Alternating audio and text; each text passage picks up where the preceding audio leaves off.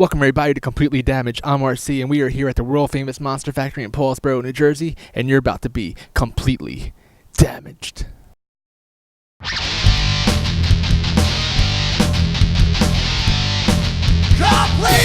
damaged! Completely damaged! Damaged fans, we are back here at the Monster Factory. I'm with Henrik. Henrik, thank you for your time, man. Great to see you again. Great to see you too, man. We got Turkey Slam tonight, man. I never saw Turkey Slam. There's 2 rings here, man. Tell the fans out there watching, what's Turkey Slam? Well, guys, this is actually the greatest Turkey Slam World Cup.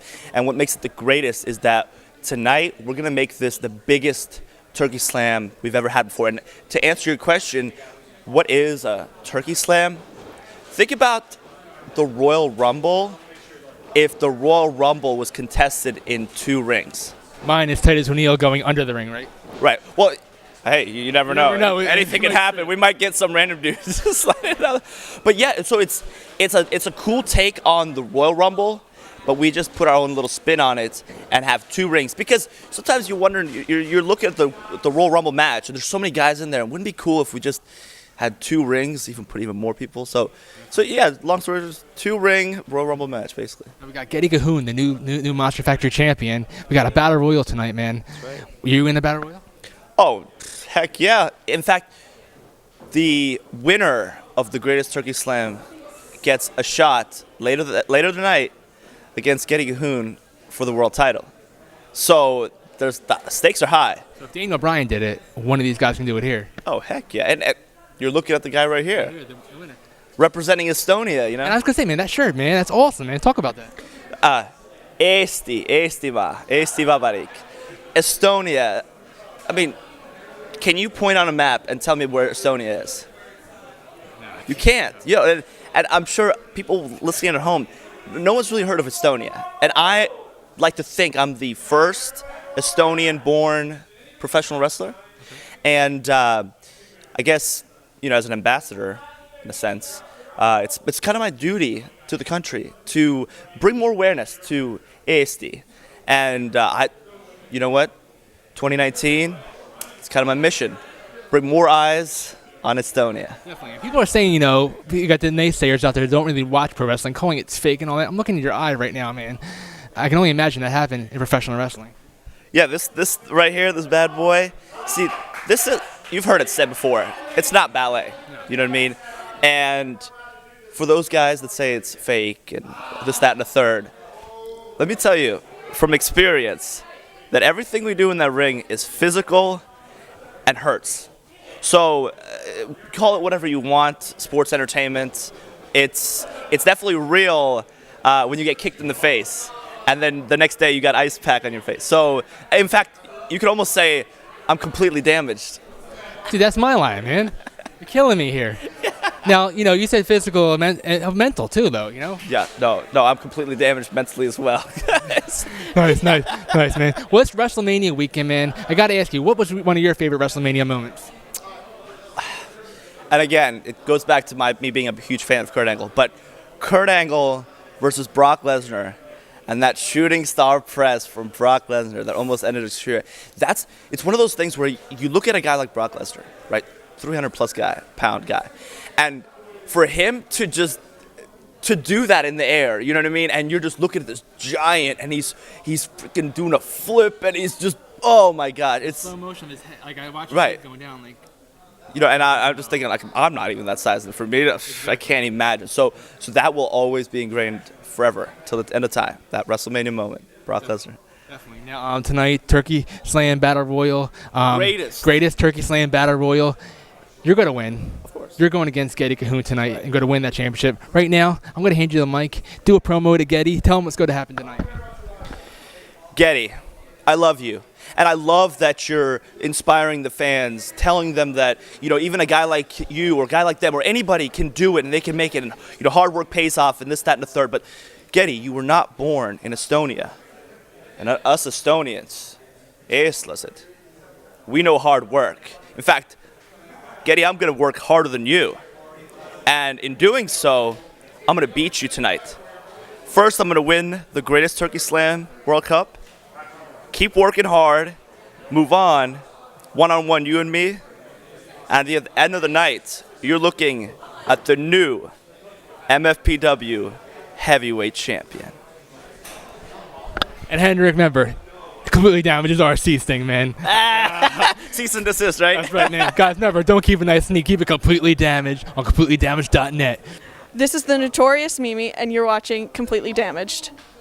Damaged fans, we are back here at the Monster Factory. I'm with Derek T. Lewis. Derek, thanks for your time, man. Thank you for having me back again, man. I appreciate it. Yeah, since the last time we saw you, man, what's been new? Oh, well, actually, since the last time, as I said, I went to Knoxville, Tennessee. I shot an episode of ATL Homicide, actually. So it's going to be airing, I believe, sometime in late July, I think. I haven't gotten a specific date yet, but if you follow me on my social media, which I'll drop in a little bit, you'll be able to see when that actual release date, the air date's going to be for that. Now, being an actor, man, talk about the stress factor of going to auditions, man, and trying out for this, man. What's it like going for you? I mean, you kind of get over that. Like, if you get into this industry, just like in pro wrestling, for example, I mean, it's the same idea.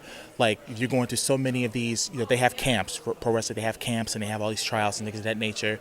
And sometimes, it may not go your way. You have to have some very, very thick skin to be able to get rejected and say no, and people are going to say no to you. But it's all about that one yes. And I got to be honest with you, when I booked my very first film, it was really somebody else decided that they didn't want to bring the wardrobe that was asked of them.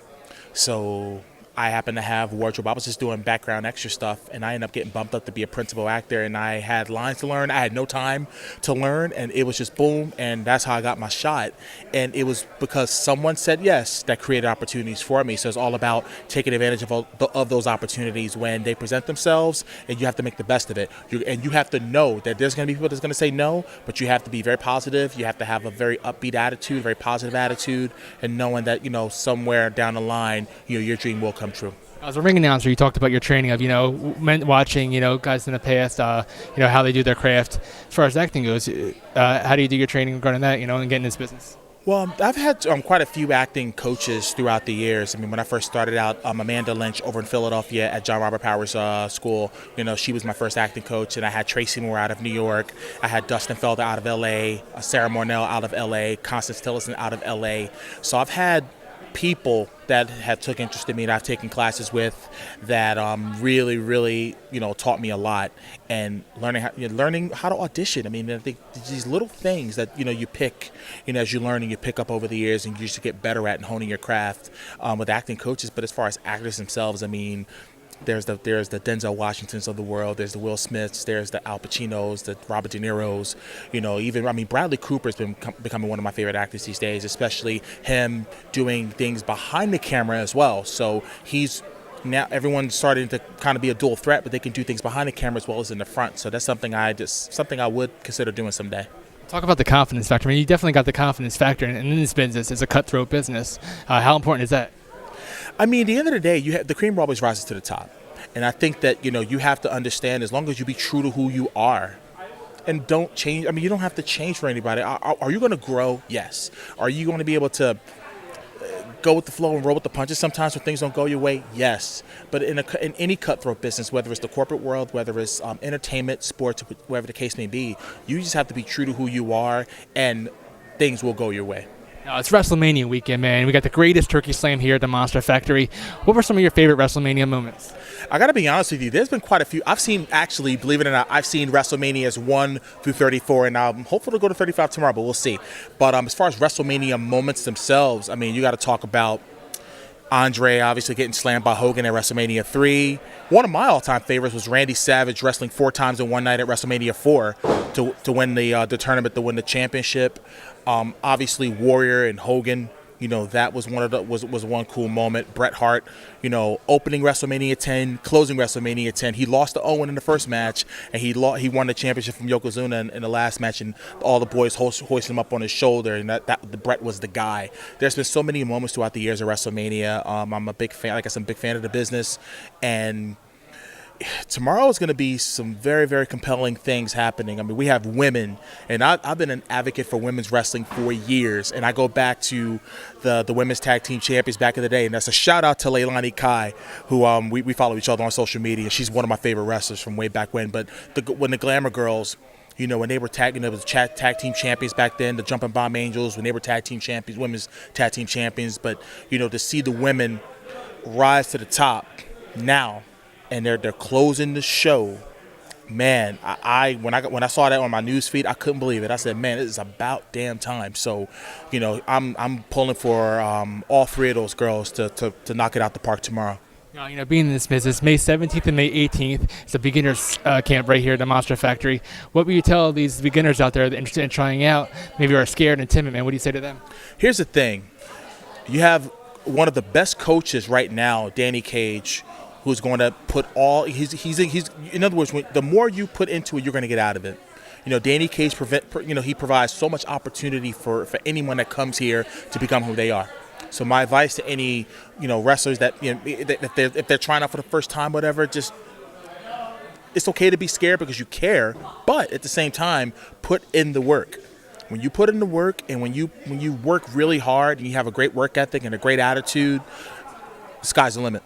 And you definitely put in the work, man. So people want to follow you out there. Once again, can you tell them your social media? Sure, you can follow me on Twitter and Instagram at TheRealDTLew. That's The Real, D like dog, T like Tom, Lew.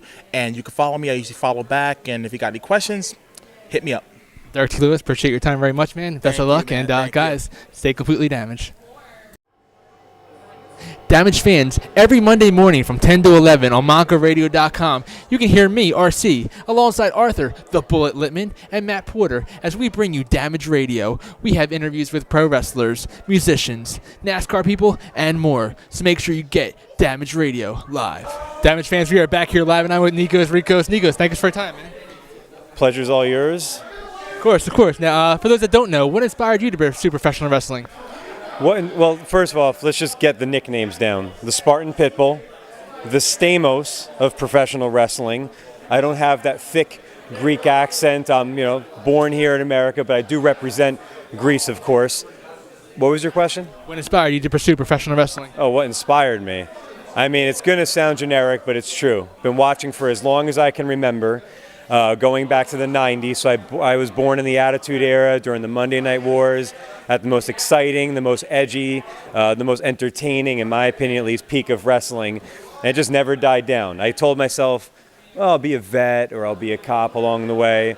Deep down, I really knew, even from a young age, I had to give wrestling a shot. More so, I just had to just do it, not just try it, but I'm like, I need to be a professional wrestler. Really that simple. Probably what you've heard most of the time. Now, talk about your first bump, man. How'd it feel? First bump? Yeah. Oh, God.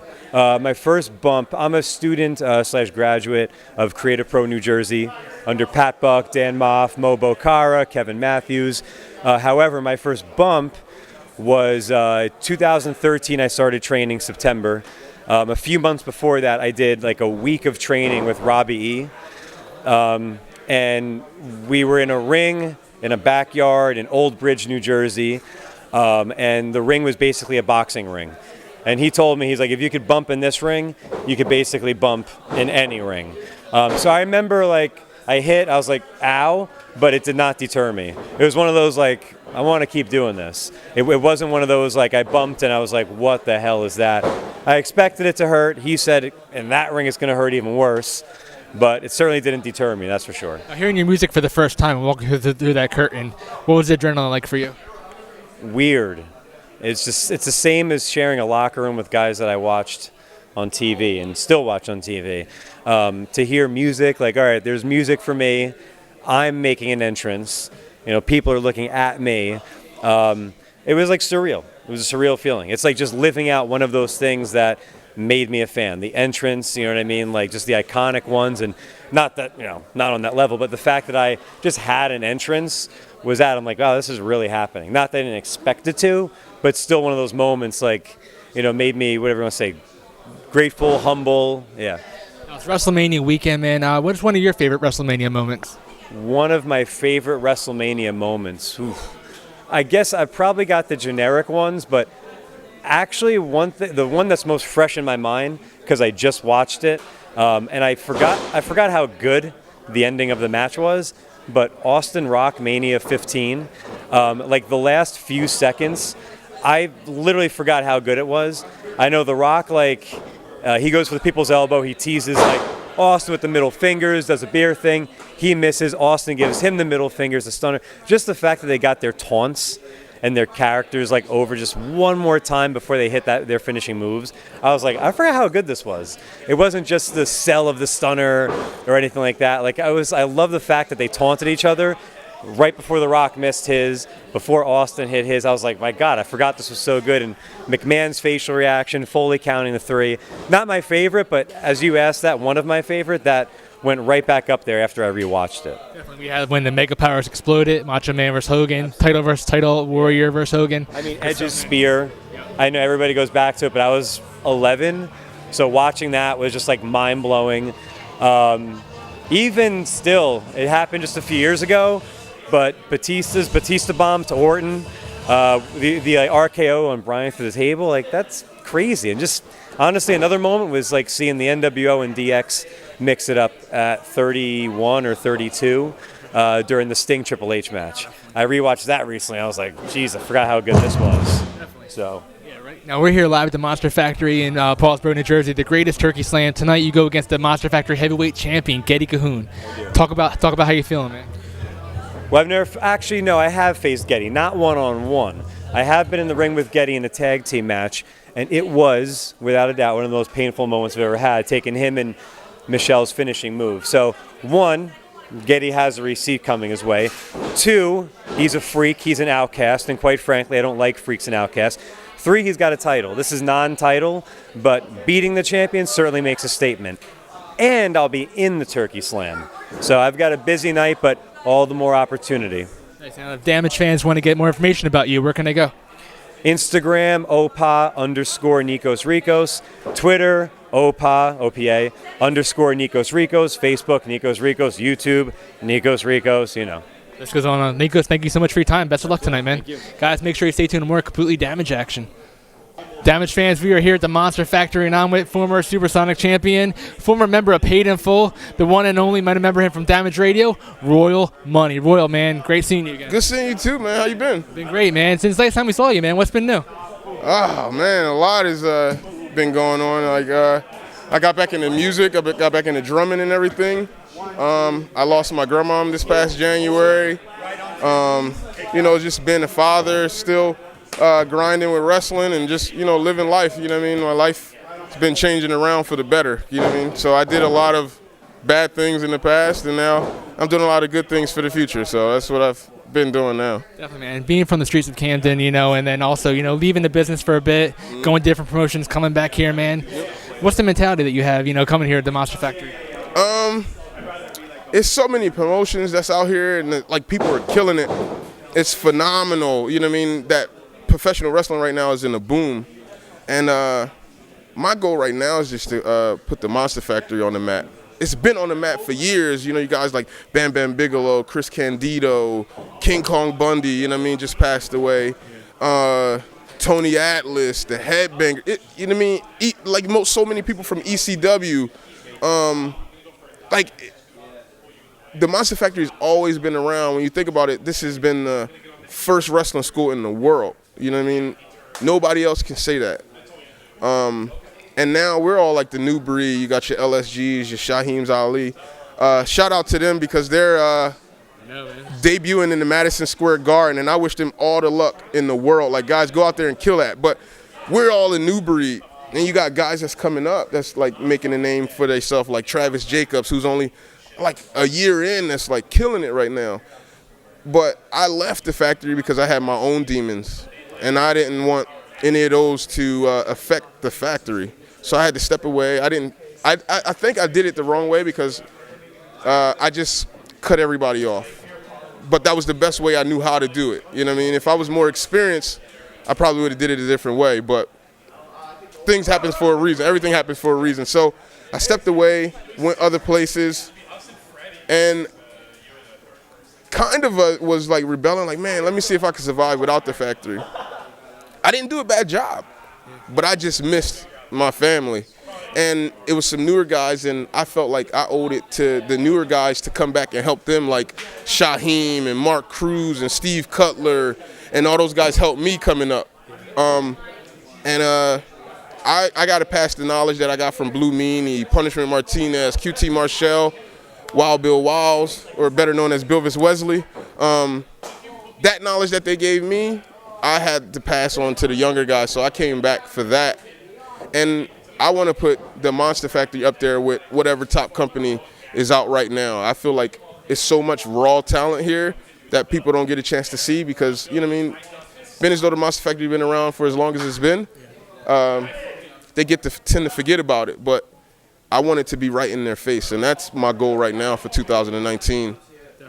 Now, Getty Cahoon, man, the new Monster Factory Pro Wrestling Champion, man. If anyone knows him the best, it's not Dr. Carl Martin on the stable. It's you, man. Yeah. You were his tag team partner going up and down, man. Yeah. You know him best, man, so maybe you can get that shot.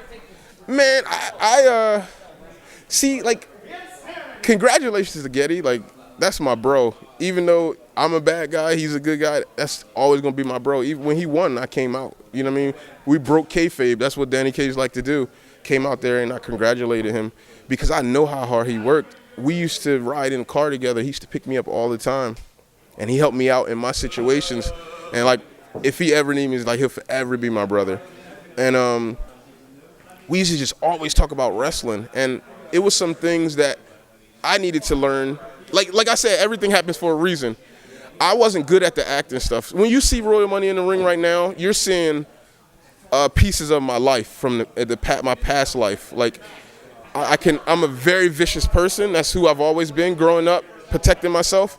So you see pieces of that. I'm not that person anymore, but it's always going to be in me. I can always pull on that if I need to. And I wasn't scared of people. And I wanted to be a chicken shit heel. But I wasn't scared of people. And I had to learn how to act. And Getty came from a background of theater in school and stuff. So he knew how to act. So when we was together, we always talked about wrestling. And he's phenomenal at promos. If you never heard him cut a promo, you need to hear him cut a promo. Actually, he need the Homer Simpson. Yeah, like, go and check that out on Damage Radio. He did a Homer Simpson promo, and he was still, like, we were both still new in the game, and it was amazing. So, like, I got better at promos because of him. I got better at acting because of him. And he wasn't an athletic dude, but if you see him wrestle, you wouldn't even know that. Didn't play sports, didn't do none of that. But he got better at wrestling because of me, because I got in so many fights in my life that I knew how to do this, you know what I mean? So he got better at wrestling. Like, if you watch our matches and like Paid in Full, I would do all the wrestling. He would always cut his promo. He would get his heat there, he'd cut his promo, come in, get a little bit, but he would be the big man and, you know what I mean, put on the heat. But I would be the wrestler. But now you see him now, he's a complete package. He's the wrestler, he has the promo, he has everything. Like, the Getty Cahoon character is there, he's solid, he's top notch.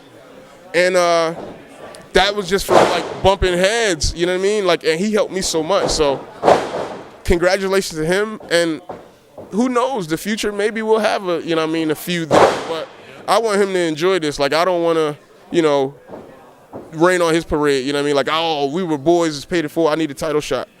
Because I just love wrestling, you know what I mean? Like, I just want to wrestle, you know what I mean? So, Saying you love wrestling, man. It's WrestleMania weekend. What was one of your favorite WrestleMania moments? man, well, I don't have a favorite WrestleMania moment. So, like, everybody has a favorite WrestleMania moment. I don't have one. My favorite moment in wrestling was actually at Survivor Series. Like, I grew up with my grandma and my grandfather, and my grandfather, you know, always had me watch wrestling. And my grandmom would watch wrestling because my grandfather watched wrestling.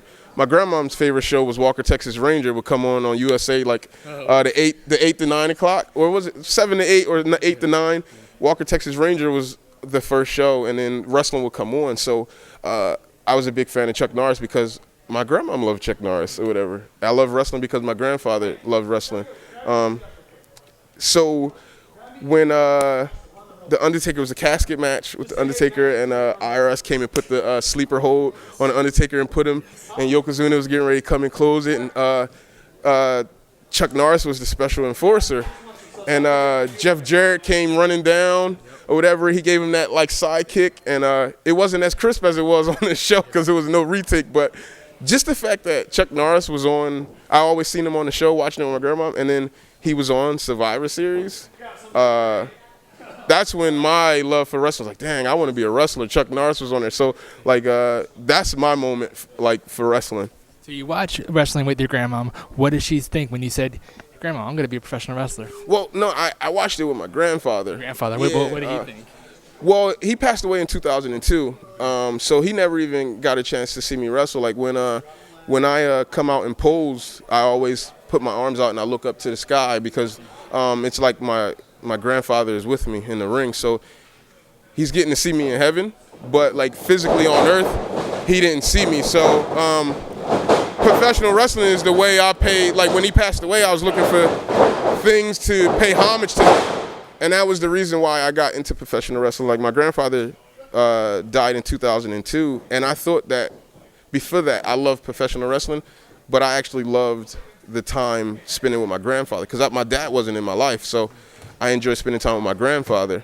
And then my love really began for professional wrestling in 2002 when my grandfather passed away. Like after he passed away, that very next Monday Night Raw, is like I'm coming prepared. Mentally, I'm not thinking that he was going, and I'm coming prepared to watch wrestling with my grandfather, and then he wasn't there, but I still watched it, and that's when my love grew for professional wrestling in 2002, and that's when the relationship became me and professional wrestling. So I don't know what he would have said if he got a chance to see me wrestle, but I know he would commend me on my hard work that I put in, and because he always told me to put in hard work and never quit, so I know he would commend me on my hard work, but I don't know if he would like agree with my tactics in the ring.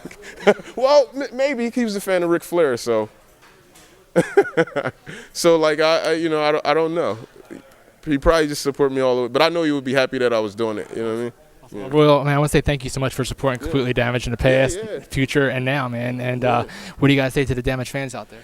Well, no, to you, I have to say I'm happy that you're actually coming out doing this. I know we talked about this for a while. I was like, man, just don't take it to the radio, man. Like, come out. Because I seen in your old stuff when you was like with Bill Apter and stuff. Like, before I knew you, I knew what Completely Damaged was. And then now to know you, and like, I feel like we became friends, but more so family now. Like, I would just say to the completely Damaged fans, well, first, I love you and thank you for being a supporter of Royal Money. But to the Completely Damaged fans, this has to grow bigger than what it is. You know about Completely Damaged and you love Completely Damaged, but now it's your duty to grab other people that don't know about Completely Damaged and make them fans, and then so on and so on. When you get them and you gain new followers, now tell your friends to go and gain more followers, because Completely Damaged need to be seen on a wider scale, because Completely Damaged is really money when you watch it and you listening to it. And like, you've been doing this for a while, and I enjoyed the work before I met you, and I enjoy it even more now knowing you as a person, because I know you genuinely love professional wrestling and you want to do everything to make professional wrestling better. And like, more people need to see your stuff. So if anything I can do, you know what I mean, let me know. And fans that watch this and listen to it on the radio, tell more people, get more people and get more eyes on this. But we got to start the YouTube channel too. Like you said, it's all about family, you know, having my beautiful wife behind the camera, nice you know, do the filming, and, you know, having my sons, like, you know, hopefully be able to watch wrestling if she lets them, of course, you know, you know, but, you know, having family is most important, and, you know, being able to do this again, come back and actually commit to it and coming back, man, it's a blessing to watch you guys and what you guys do for us. So thank you. Yep. Thank you. Guys, remember, don't keep it nice and neat, keep it completely damaged. That's right, guys.